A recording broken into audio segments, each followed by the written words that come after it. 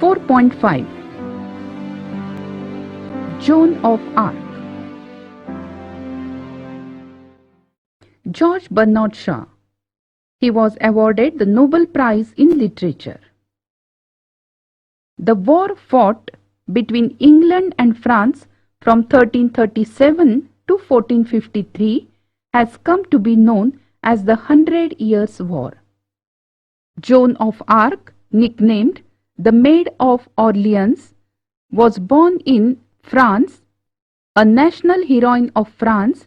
At the age of 18, she led the French army to victory over the English at Orleans. At the time of Joan of Arc's birth, France was running a war with England known as 100 Years' War. The dispute began over who would be the next king, that is heir to the French throne.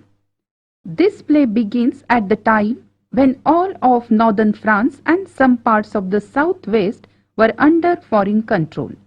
The English controlled some parts and the Burgundians controlled the others. The city of New Orleans, one of the few remaining French cities, was held by the English. The year is 1429. Captain Robert de Baudricourt, a military officer, is seated at the table.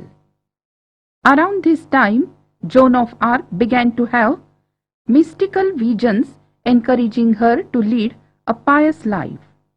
Over time, they became more clear with the presence of Saint Michael and Saint Catherine, designating her as the Savior of France and encouraging her to seek an audience with Charles, who had assumed the title Dauphin, that is, the next king to the throne, and ask his permission to expel the English and install him as the rightful king. This time, Joan's visions instructed her to contact Robert de Baudricourt, the garrison commander and a supporter of Charles. At first, Baudricourt refused Joan's request, but after seeing that she was gaining the approval of villagers, he relented and gave her a horse and an escort of several soldiers. Joan cropped her hair and dressed in men's clothes for her 11-day journey across enemy territory to Chinon, the site of Charles' court. At first, Charles was not certain what to make with this girl who asked for an audience and professed she could save France.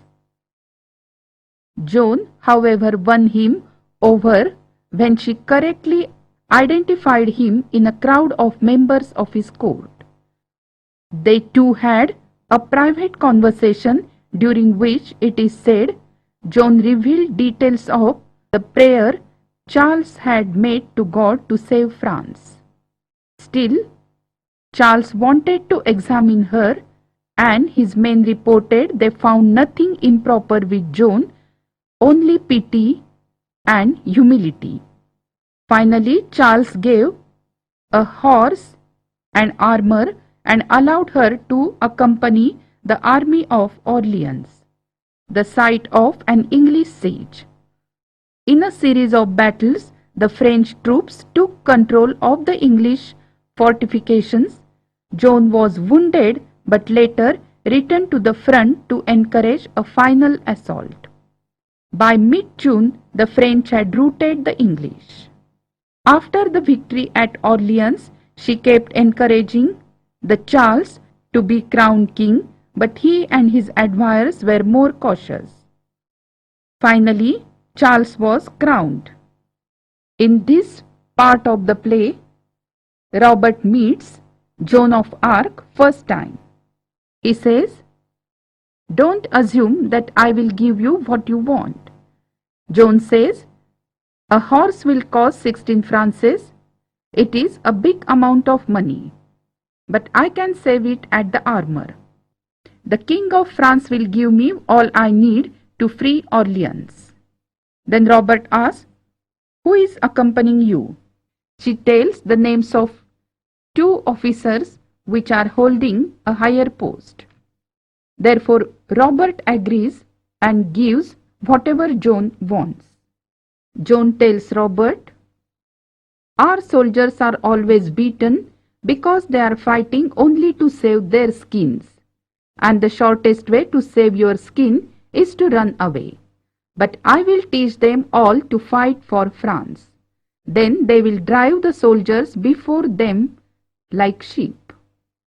You and these officials will live to see the day when there will not be a single English soldier on the soil of France." Robert says, "This is nonsense, but the troops might just be inspired by it, though nothing that we say seems to put any fire into them."